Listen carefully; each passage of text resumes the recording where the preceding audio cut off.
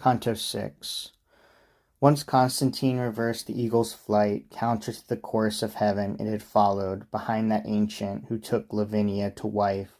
For 200 years and more the bird of God remained at Europe's borders, near the mountains from which it first came forth. There it ruled the world beneath the shadow of its sacred wings, passing from hand to hand, and, changing in this way, at last came into mine. Caesar I was, and am Justinian, who, by will of the primal love I feel, pruned from the laws what was superfluous and vain. Before I had set my mind to that hard task, I believed Christ had but a single nature, and not a second, and was content in that belief. But the blessed Agapetus, the most exalted of our shepherds, brought me to the true faith with his words. I believed him. What he held by faith I now see just as clearly as you understand that any contradiction is both false and true. As soon as my footsteps moved at the church's side, it pleased God, in his grace, to grant me inspiration in the noble task to which I wholly gave myself. Entrusting my weapons to Belisarius, with whom heaven's right hand was so conjoined, it was a sign for me to give them up. Here then ends my reply to your first question, but its nature will still constrains me to follow up with something further, so you consider if with reason some rebel against that sacred standard, both those opposed and those who take it as their own. Consider how much valor has made it worthy of reverence, beginning with the hour when Pallas gave his life to give it sway. You know it made its home in Alba for 300 years and more, until at last, again for its sake, three made war on three. And you know what it accomplished under 7 kings, from the wrongs done Sabine women to Lucretia's woes, conquering the nearby people all around. You know what it accomplished when it was held aloft by the noble Romans against Brennus, against Pyrrhus, against the other kingdoms and republics. So that Torquatus Quintius, named for his unkempt locks, the Decii, the Fabii, all achieved the fame that I am glad to keep. It brought the pride of Arabs low when they followed Hannibal along the Alpine crags, from which, O river Po, you fall. Under it triumphed youthful Scipio and Pompey, and to that hill beneath which you were born, it seemed indeed a bitter sight. Then, as the time approached when heaven willed to bring the world to its own state of peace, Caesar, by the will of Rome, laid hold on it.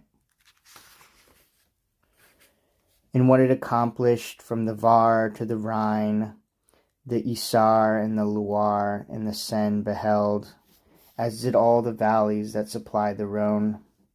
What it accomplished when it issued from Ravenna and leapt the Rubicon was such a flight that neither tongue nor pen could follow it.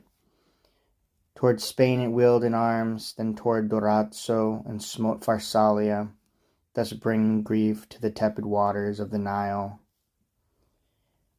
Antandros, in the Simois, where it had set out, it saw again, in the place where Hector lies. Then it roused itself at Ptolemy's expense.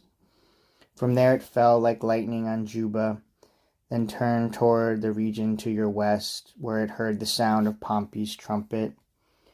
For what it wrought with the one who bore it next, Brutus and Cassius bark in hell, and both Modena and Perugia were aggrieved.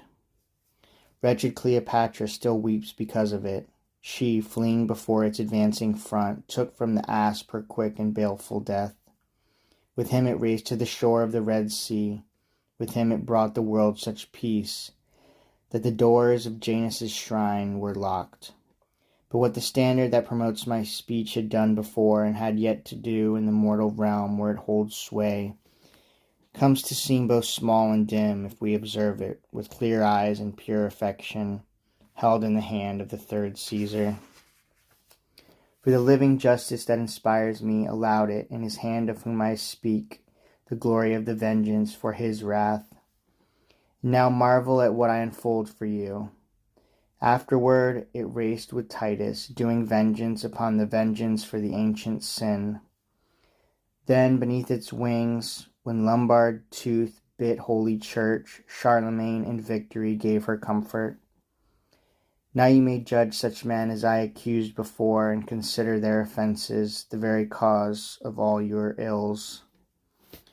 One sets against the universal standard yellow lilies, while the other claims it for a party, so that it's hard to see which one offends the more. Let the Ghibellines ply them, ply their tricks beneath another standard, for he follows this one poorly, who severs it from justice. And let not this new Charles strive to fell it with his Guelphs, but let him fear its claws, which have ripped the hides from greater lions. Many a time have children wept for the father's sin, and let him not think that God will change his ensign for those lilies.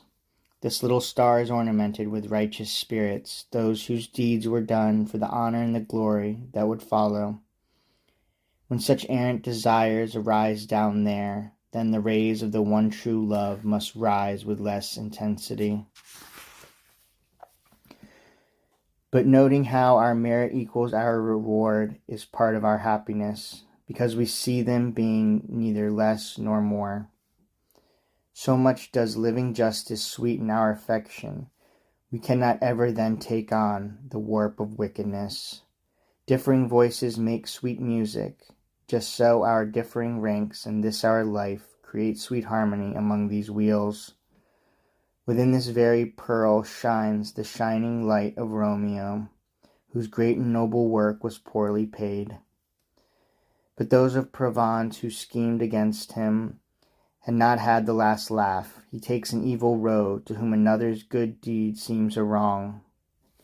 Raymond Berenger had 4 daughters, each of them a queen, and Romeo, a man of little standing and a stranger, made that happen. And when malicious tongues moved Raymond to go over accounts with this just man, who had rendered him 7 + 5 for 10, Romeo left there, poor in his old age, and, if the world knew the heart he had within, when crust by crust he begged his bread, much as it praises him, it would praise him more.